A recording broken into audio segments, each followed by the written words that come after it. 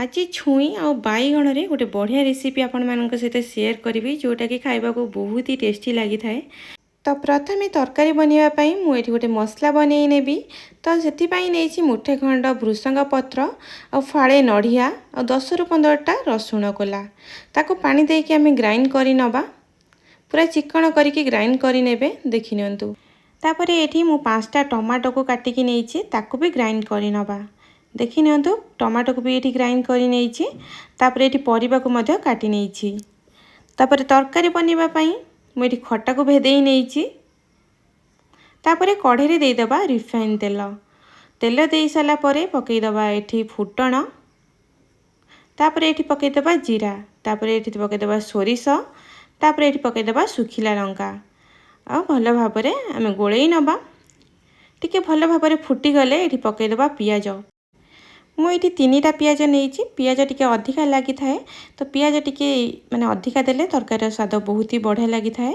तो पियाज टिके भल भाबरे भाजी हे गला परे एठी पकई दबा छुई आ बैगण को। छुई बैगण को से तेल रे आमे टिके भाजी नबा पियाज सहित।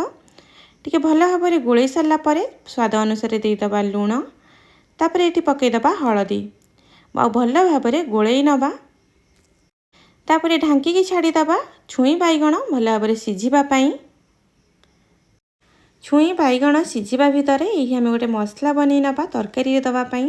आमे जो खट्टा भेदे की रखिथिले खट्टा भल भाबरे भेदी जाईछि। मु तार मंड काढी नेली। तापरे तरकारी बनिया पई मु एठी नै गली 4 चम्मच रो सांबर मसला और सेइथिरे खट्टा मंड देकी आ पानी देकी भल भाबरे गोटे पेस्ट बनै नबा। थरे खट्टा तरकारी बनै की देखंतु आपण मानको भी बहुत बढ़िया लागिबो।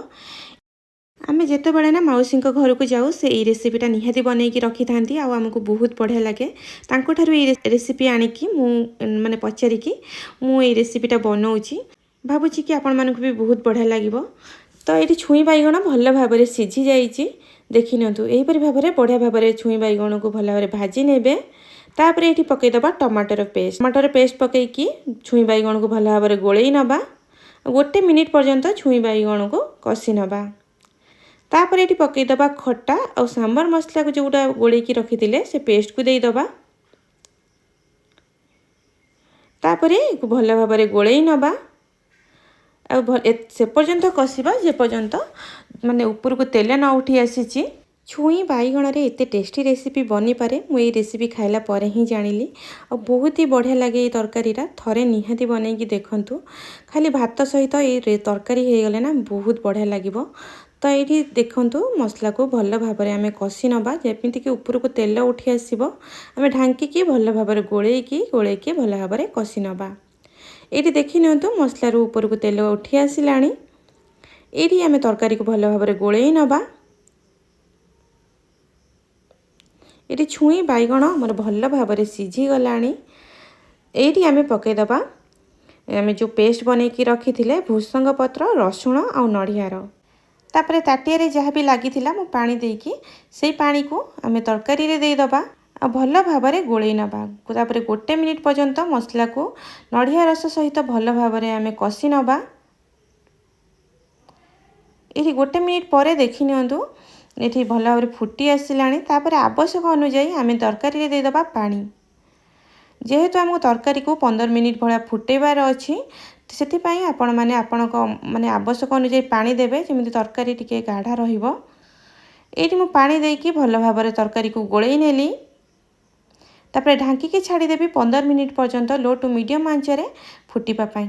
एठी 15 मिनिट परे देखि नंतो तरकारी हमर बढ़िया भाबरे गाढ़ा हे आसलाणी। एठी बढ़िया भाबरे तरकारी हमर फुटी जाईछि। एठी गैस रो फ्लेम को ऑफ करी नबा। तापरे एठी ढांकी की छाड़ी दबा 5 मिनिट पई। एठी 5 मिनिट परे तरकारी रो कलर देखि नियंतु केते सुंदर बनिछि आ तरकारी रो टेस्ट कहिबा को पड़िबनी बहुत ही बढ़िया बनिथिला। घरे खाई की समस्त को भले लागिला। थरे आपण माने निहाती बनै की खाआंतु। एही परी खट्टा तरकारी तो मते बहुत पसंद। आपण माने को पसंद कि नाही मते कमेंट रे निहाती जणाइबे। वीडियोटी भल लागिथिले लाइक करंतु शेयर करंतु सब्सक्राइब करबा को जमा भी भूलंतुनी। तो पुणी नहीं आसबि आपणक पई नुआ नुआ रेसिपी। तो वीडियो को देखु थांतु। चैनल जदि नुआ अछंती ताले प्लीज सब्सक्राइब करि दियंतु। ମୁଁ ତ ଏଠି ବାଢ଼ି ନେଲି ମୋର ଭାତ ସହିତ ଆଉ ଖାଇବାକୁ ବହୁତ ହି ସ୍ୱାଦିଷ୍ଟ ଥିଲା। ଥରେ ଆପଣମାନେ ବି ନିହାତି ବନାନ୍ତୁ। ତ ରହିଲି, ଜୟ ଜଗନ୍ନାଥ। ପୁଣି ଦେଖା ହେବ ନେକ୍ସଟ ଭିଡ଼ିଓରେ ଆଉ ଗୋଟେ ନୂଆ ରେସିପି ସହ।